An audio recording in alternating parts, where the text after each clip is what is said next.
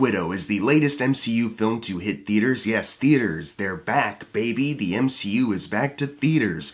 We're not talking about a Disney Plus show this time, although I will review Loki when it's finished, but forget about that right now. We're talking about movies again. The MCU movies are back, baby! And this movie follows the events after Civil War. Natasha Romanoff is on the run because she broke the Sokovia Accords with Captain America and all these other guys on Team Cap during Civil War. So she's on the run from Thunderbolt Ross. And while she is on the run, she reunites with her sister, Yelena, played by Florence Pugh, and they kind of start to unravel a new plot going on with the people that turned them into the widows that they are. And in order to save the other widows and just, free themselves of past trauma, they decide to embark on this journey to find the Red Room and tear it down. For the entire MCU movie slate for this year, which includes Shang-Chi, Eternals, and Spider-Man, this was the one I was the most excited for, at least before they released a trailer for Spider-Man No Way Home, because this was the movie that I've kind of always been waiting for this character. I've always wanted to know more about her because over the course of these several MCU movies she's been in, she's always been a fascinating character to me. I've always wanted to learn more about her, and Scarlett Johansson plays her so well, so now we finally have a movie about her past and, a new adventure for her,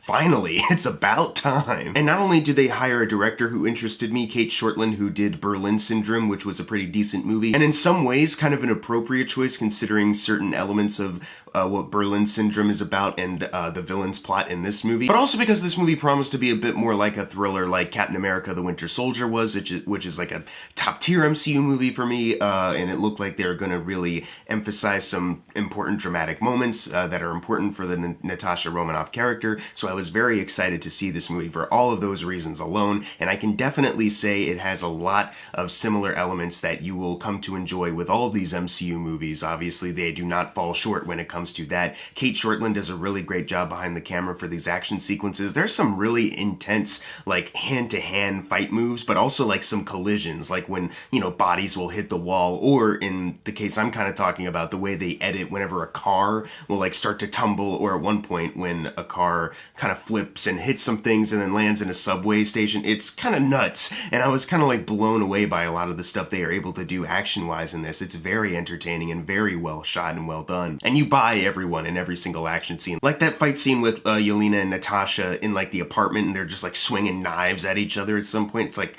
Jesus, this is crazy. But I was really into it. They did a really great job with the action in this, putting you on the edge of your seat. Finally, you're watching MCU action on the big screen again. Crazy. And like every other MCU movie, it does have a good sense of humor. It's got some good jokes told by people who carry the jokes pretty well, that know, like, hey, I know how to be humorous. Like David Harbour, for instance, who's in this movie. I think every single line with him kind of killed for me. He was really great. He's really funny. But also Florence Pugh as Yelena. She comes in and she threatens to steal the show from Scarlett Johansson so many times in this movie, it's almost kind of comical. But she is also really good playing up kind of like the bratty younger sister that she is to Natasha, while also having some like genuinely funny moments in this. But something that I thought they balanced pretty well with the overall tone, the like comedy tone, is putting in drama. This movie is more so kind of about reflecting on past trauma and healing from it, and forgiving other people involved with said trauma. There's a lot of scenes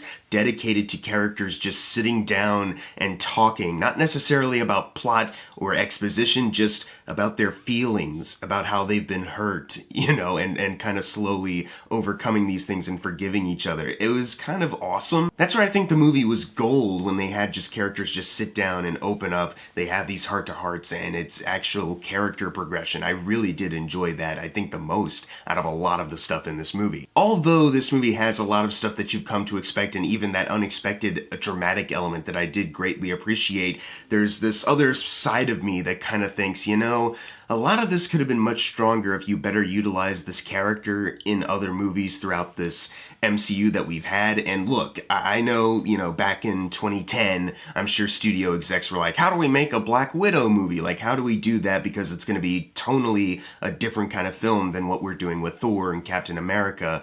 But I can't help but watch the opening of this movie, which is a flashback to when Natasha is like a little girl and she's with her family. And watching that whole opening sequence play out and then transition into the opening titles, I couldn't help but think, like, This probably could have just been its own Black Widow origin story movie back in Phase 1. Like, after Iron Man 2 comes out, they announce, because of the popularity of Black Widow and Iron Man 2, we're getting a movie of her. And before the Avengers, we get a Black Widow movie, and it's just this. It's about, you know, the flashback scene, the training, the, you know, scary stuff that goes down with that. But then it ends with Clint Barton saving her, getting her out of there, but she has to deal with the reality that she left her sister behind and all these other widows. That probably would have made for, like, a really great origin story in Phase 1, and then, you know, in between Civil War and Infinity War, you release a Black Widow 2, you know?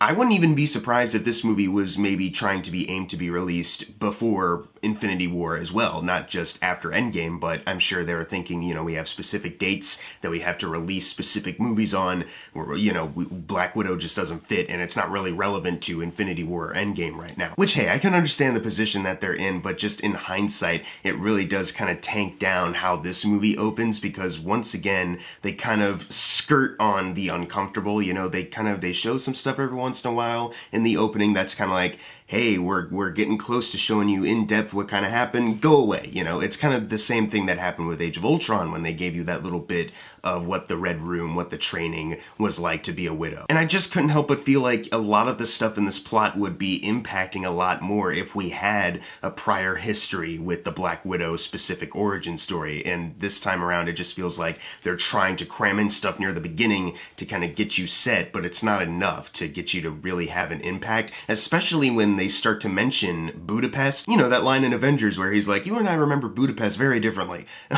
And they explain kind of what that was all about in this. And it's supposed to tie into like something really dark, kind of like a dark self-reflection moment. But because of the editing, it almost feels like they don't want audiences to think too much about it. So they don't let the beat rest for a moment, and they just kind of like keep moving on to the next thing. And later on in the movie, this thing becomes important, and it also kind of doesn't. So there's a part of you that's like, it's a good thing I didn't care that much, but also, how much more of an impact would it have made if this was tied in more? And then when it does come to Natasha actually handling these, you know, traumatic feelings, it just feels like it's the equivalent of like going like, we're good, right? Yeah, we're good. All right, cool. High five, and then they walk away forever. As much as this movie does have its moments where they do have characters just sit and talk and it's just their feelings, and that's great, there's other moments where that needed to be a thing. They needed to insert it more. And for some reason at those moments they were just like, we don't want to dwell on that too much. And that was a little disappointing because I think it ultimately ruins the antagonists of this movie. First off, you kind of need a connection to Ray Winstone's Dreykov in this movie. You kind of need some kind of familiarity with him. You need some kind of connection, at least for this one, because they kind of just treat him as like, I'm the surprise appearance, even though my name's plastered in the marketing and I'm on the poster, you know who I am. And he in this movie, his role, even though he's like this important figure to Natasha's life, he's pretty much just guy in a room who will exposition the fuck out of you in a somewhat menacing way, because Ray Winstone is a good actor, but there's nothing else to it, you know? There's no other explanation as to why, you know, early on in the movie he looks at a young Natasha and is like,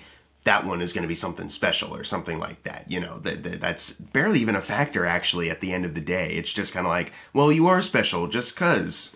I don't know. Why not? So as far as he goes, he's lacking, but there is a brute antagonist, the secondary one that's just going to be involved with the action scenes, and that's Taskmaster. And the way I found out about Taskmaster is through the Spider-Man PS4 game, and that's a great game, and those side quests with Taskmaster are very fun and very enjoyable, and the villain is very intriguing. So when I heard that the villain was going to be in Black Widow, I was kind of like, oh, well, that'll be interesting, because I was kind of thinking Taskmaster, he might be able to like make Natasha do things similar to those side quests in the Spider-Man games, like do this, and maybe kind of equate it to like how she's forced to do stuff for Dreykov and then she was forced to do stuff for S.H.I.E.L.D., like, you know, or something. Make her see a darker version of herself that she may or may not even be self-aware of, you know. Make her see the self that Taskmaster sees in her. I don't know, just something interesting with that character, or anything at all. The fact that it can copy Avengers' abilities is at least fun. But then they kinda pull a Mandarin. It's not really the same as the Mandarin in Iron Man 3, but it's one of those like, hey, you thought because, you know, this is a comic character that we were gonna do a similar kind of comic story, but actually it's something else, something new for this movie's plot. And I was sitting there going like, okay, it's not a bad idea, but once again, it all comes down to the emotional